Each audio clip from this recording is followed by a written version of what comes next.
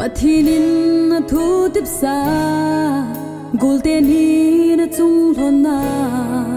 tu ni hin na hung lung tai chung pathin mal so ma hi ti akilang e zalaya pathin pha thei bo na chang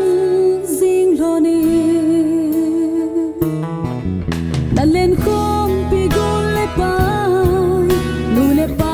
u le nau te kal ha ve sam na kang gon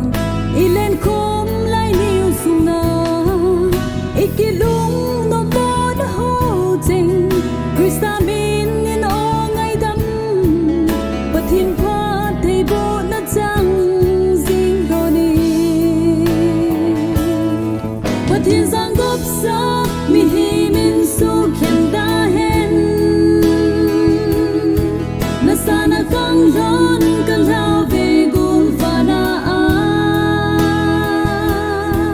in ko sung in pathin sang gop na hi thon hi gyal to sing lo ni